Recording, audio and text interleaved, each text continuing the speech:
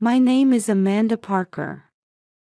I'm a 33-year-old woman who owns a small flower shop called Bloom and Grow in Boulder, Colorado. My store, which faces Pearl Street Mall, isn't very large, but it's my pride and joy. The shop is always filled with the sweet fragrance of seasonal flowers. In spring, colorful tulips and irises adorn the storefront, delighting passers-by. 10 years ago, I met my husband Nathan. He works as a senior investment advisor at Colorado Investment Partners, a major financial firm. With an annual income of $150,000, he's what you'd call a member of the elite.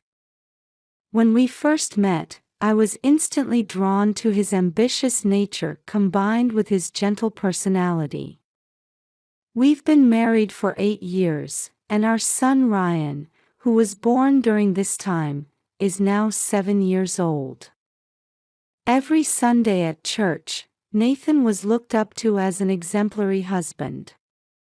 He even made time to attend PTA meetings between his work commitments. Though he could be a bit of a show-off, I loved him, quirks and all. Ryan is in 2nd grade at public elementary school. He's bright and innocent, and particularly attached to me. On holidays, we bake cookies together or play at the nearby park. These simple moments are my precious treasures. The refrigerator is covered with his drawings, and my heart warms every time I see them. Our daily routine was very structured. Every morning at 6 a.m., I naturally wake up before the alarm clock rings. The first thing I do is make smoothies in the kitchen. My special smoothie with fresh fruits, vegetables, and protein powder is my source of energy.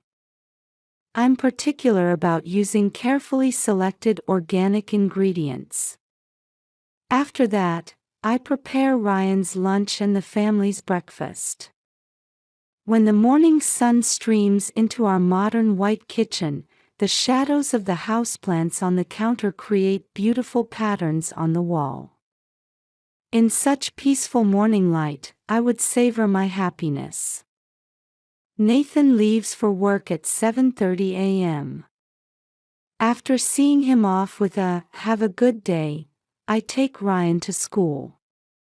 It's about a 10-minute drive from our quiet residential area in the Chautauqua district to his school.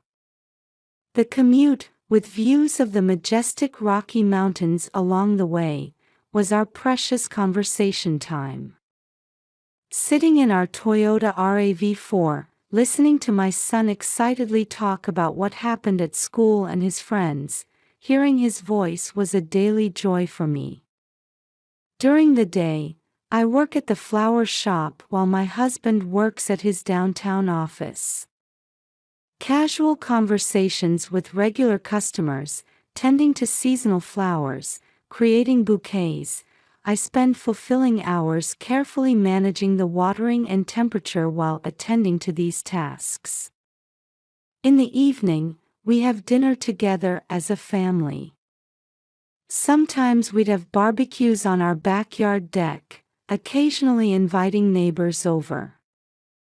Until now, this was our normal daily life. Indeed, we had no financial worries and were probably seen as an ideal middle-class family from the outside. Our 3-bedroom house was ordinary yet filled with our personality. The large living room windows offer views of seasonal changes, crocuses announcing spring's arrival, vibrant petunias in summer, autumn foliage, and pure white winter landscapes. All of these were part of our precious memories.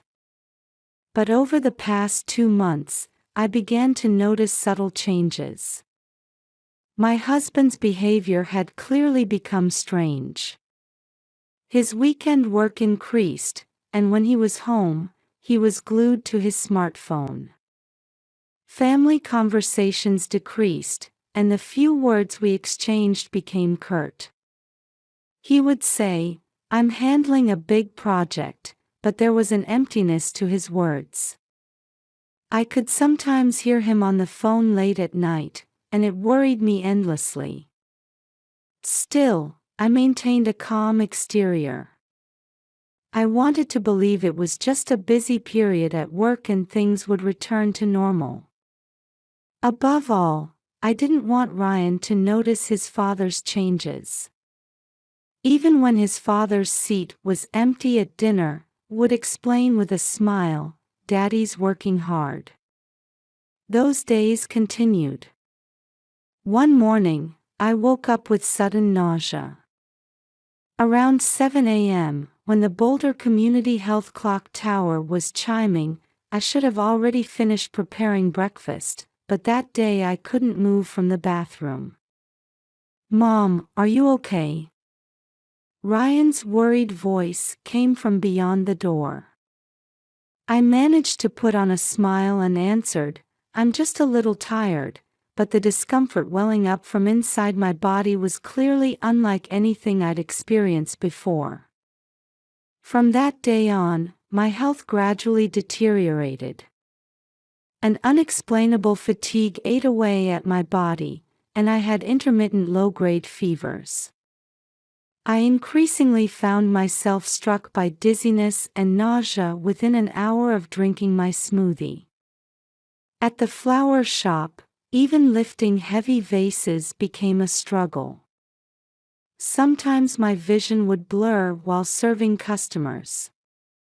When I consulted Dr. Johnson, my primary care physician, he ran a series of tests but found nothing unusual. "This might be stress-related. Have you had any worries lately?" At that question, I found myself at a loss for words. Indeed, I had worries. But I couldn't find the courage to voice them. My husband's behavior wasn't improving, rather, it was steadily getting worse. The suspicious late-night phone calls had become routine, and his weekend outings were increasing. The phrase, "dealing with investment matters," now sounded like nothing more than an excuse. He had started disposing of credit card statements before I could see them. Then one day, I happened to find a copy of a statement. Frequent charges at The Kitchen, an upscale restaurant in Boulder. Moreover, it was always dinner for two. Clearly, these weren't meals with me. With an aching heart, I reviewed that statement over and over.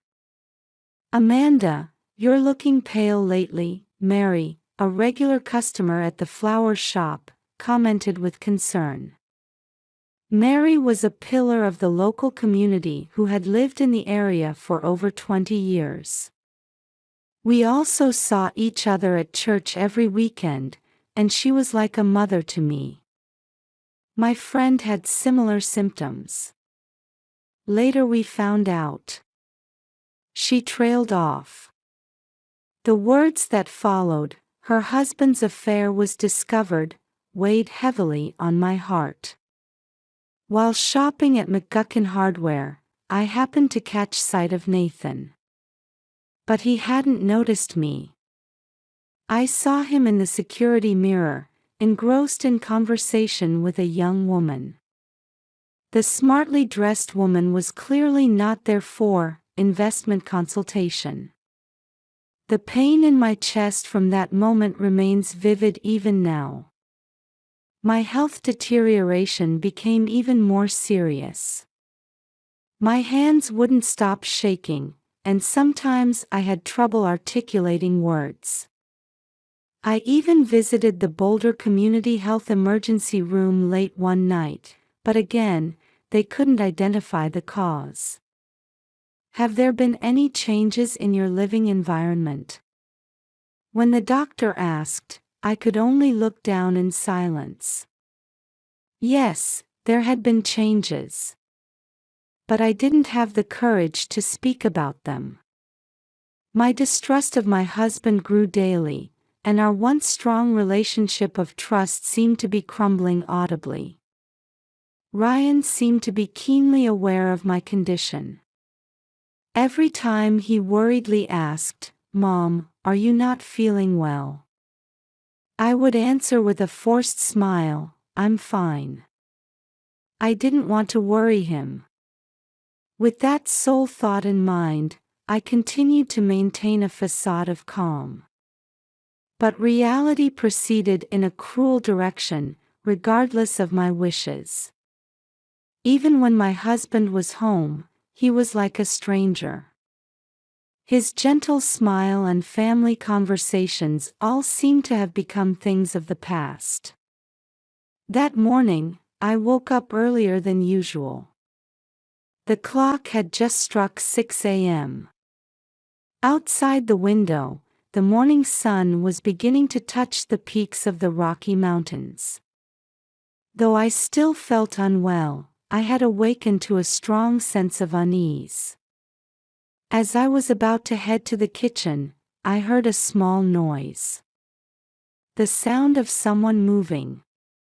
There couldn't be anyone but family in the house. But usually, I was the only one up at this hour. Quietly descending the stairs, I noticed a faint light coming from the kitchen. What I saw there would dramatically change my life. Standing with his back to the counter was Ryan, doing something in front of the glass I use for smoothies. In his hands was an unfamiliar white bag. I could see him skillfully putting some powder from it into the glass. At that moment, I felt as if all the blood in my body had frozen. But strangely, panic didn't set in. Rather, I had a sensation of all the strange feelings from the past few months suddenly connecting. My ill health, my husband's behavioral changes, everything started to make sense. I took a deep breath and spoke in my most normal voice possible. "Ryan, you're up so early." My son turned around without showing any surprise, rather looking pleased. "Oh, Mom. Good morning." A pure smile, as if he had nothing to hide. "What are you doing there?" When I asked further, Ryan answered proudly. "Dad said if we put this in, Mom will get more energetic." The moment I heard those words, I felt something snap in my mind. But I kept my expression unchanged. As a mother, no, as an adult, I instinctively understood that I needed to maintain my composure. "Is that so? How long have you been putting this in?" Speaking in as natural a voice as possible, Ryan thought for a moment before answering. About 2 weeks ago. Dad said it's special medicine. He said if we put this in, you'll feel better." Each of my son's innocent words cut deep into my heart. But I didn't let it show on my face. Instead, I smiled as I replied. "I see, thank you. That's very kind of you." Ryan nodded contentedly. I casually asked, "Did you get that powder from Dad?" "Yes. But he said to keep it a secret. He wanted to surprise you." Ryan continued happily. "Dad said if we put this in, Mom would become happier and happier." Hiding my trembling hands behind my back, I gently patted my son's head. "I see, Dad said that. All right, let's keep this our secret." At that moment, I heard footsteps coming down the stairs. It was Nathan. I acted quickly. "Ryan, could you go get dressed in your room?" After confirming my son had returned to his room, I hastily secured evidence.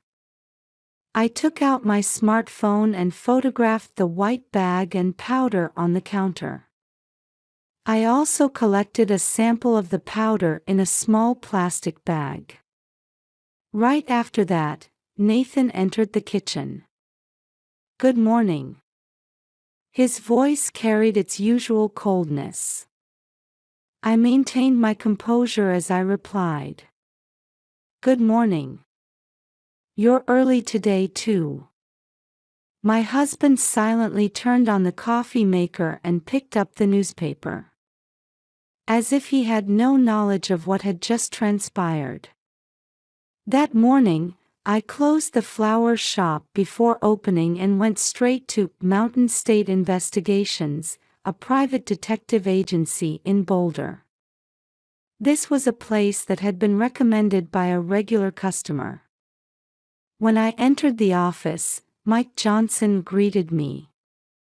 "Mrs. Parker, please tell me your story." In a calm voice, Mike listened to everything I had to say.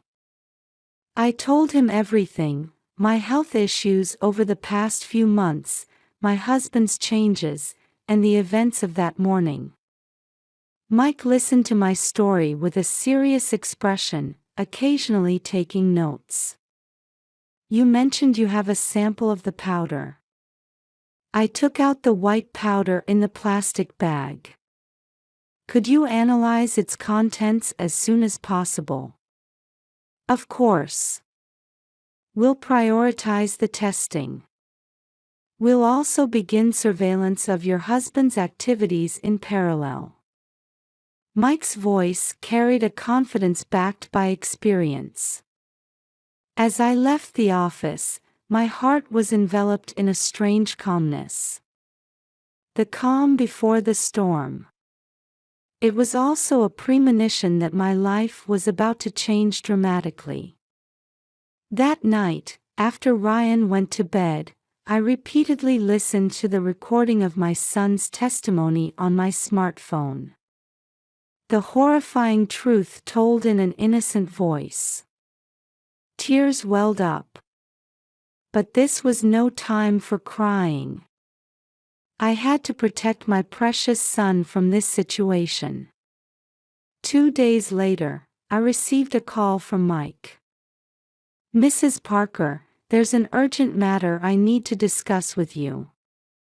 I could sense an extraordinary tension in his voice. When I arrived at the office, a thick report was placed on the desk. "We have the test results for the powder." The test results I received at Mike Johnson's office far exceeded my worst predictions. The white powder contained a toxic substance classified as a deleterious substance. Continuous intake of small amounts would gradually corrode the body. And eventually. Just thinking about the outcome sent chills down my spine. This is clearly attempted murder. We need to report this to the police immediately. Mike's voice seemed to come from far away. My head was filled with confusion, anger, and deep sadness. We arrived at the Boulder Police Department at 3 p.m. that day. Upon entering the imposing brick building, Detective Sarah Watson from the Major Crimes Unit immediately attended to us. She was a middle-aged woman with a warm demeanor, but her eyes held a sharp gleam. "Ma'am, please tell me everything in detail." Sarah sat next to me and asked questions gently but precisely. With trembling hands, I played the recording of my conversation with my son. His innocent voice echoed through the quiet interrogation room. "This will be crucial evidence," Sarah announced with a stern expression. "We'll request warrants immediately and begin the investigation. However, the next few hours are crucial. We must ensure the safety of you and your child." That same day, Ryan and I were placed under police protection in a room at the St. Julian Hotel and Spa in Boulder. Though I could see the familiar cityscape from the window, I knew it would never look the same to me again. The police moved swiftly. Within 2 hours of our move to the hotel, a special unit was formed and the operation began.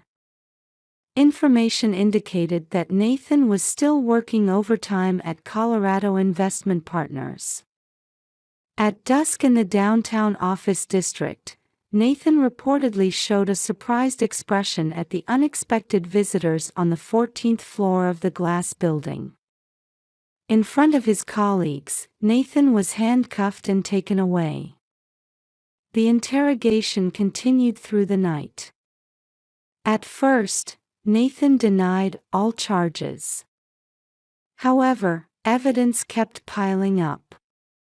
The toxicology results from my hair, my son's testimony, and decisively, the remaining powder found in his office. Then the investigation developed in an unexpected direction. When the Financial Investigation Unit began examining his financial transactions, shocking facts came to light one after another. Over $1 million in debt.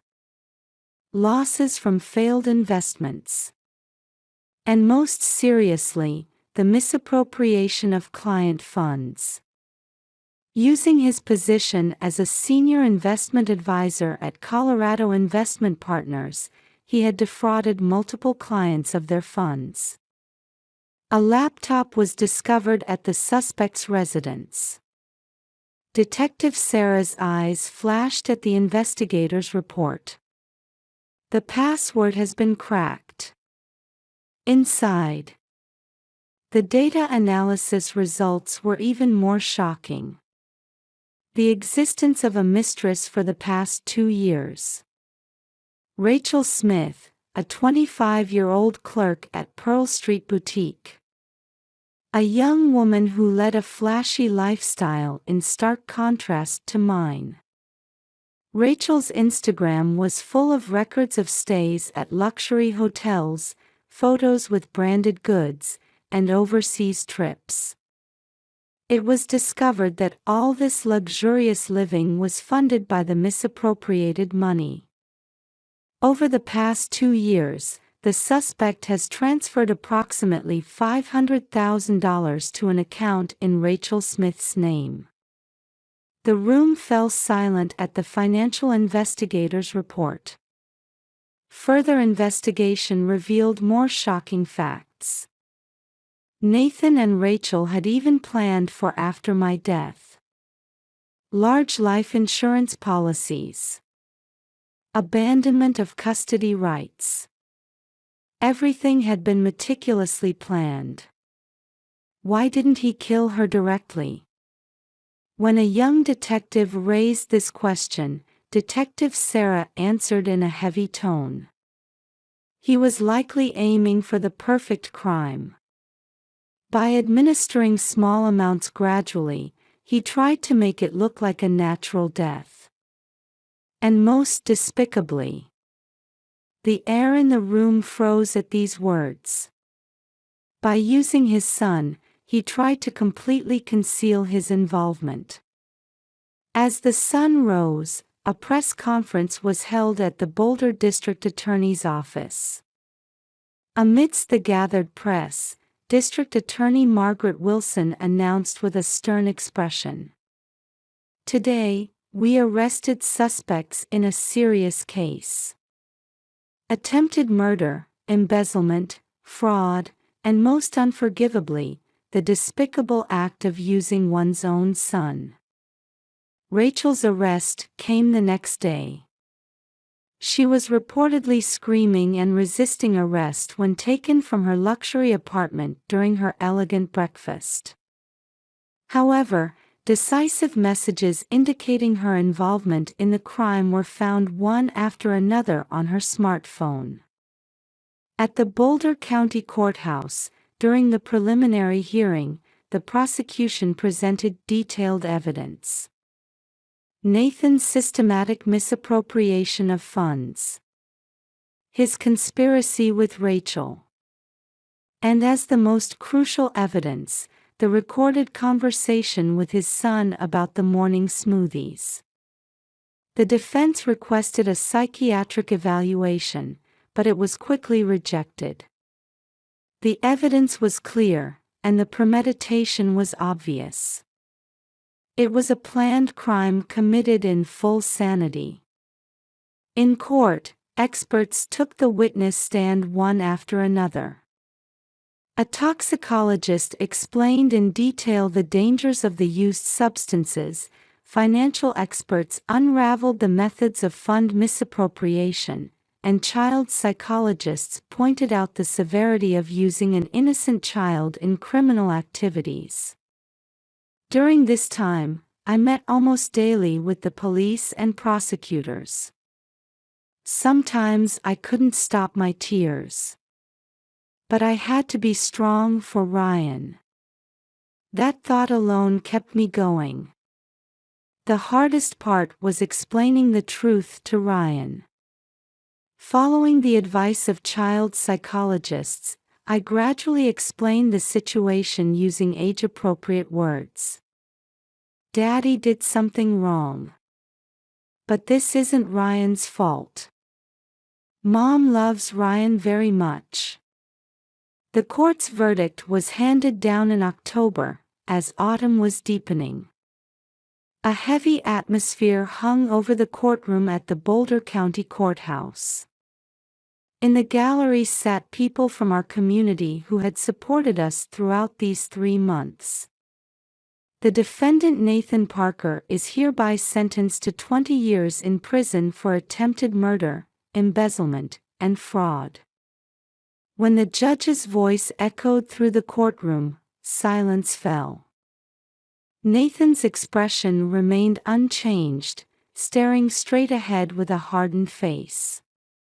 His accomplice Rachel Smith received a 7-year prison sentence. She collapsed in tears, crying out, "I was just deceived by Nathan, but no one paid attention anymore." After the verdict, I received a letter. It was from Rachel in prison. "You ruined my life. I could have had the best life." Reading the letter filled with twisted resentment, I sighed deeply. Until the end, she showed no remorse for her actions. Meanwhile, Nathan reportedly lives in complete isolation in prison. No one visits him, and his former colleagues and friends have cut ties with him. Perhaps he reflects on his lost wealth and status while reading the occasional Forbes magazine that gets sent to him. However, our lives had begun a new chapter. After the incident, Ryan and I moved to Louisville, a small town about 20 minutes by car from the Chautauqua district. Our new home, rich in greenery, helps heal our hearts. On weekends, we enjoy barbecues in the garden, and the sound of Ryan playing with neighborhood children fills the air.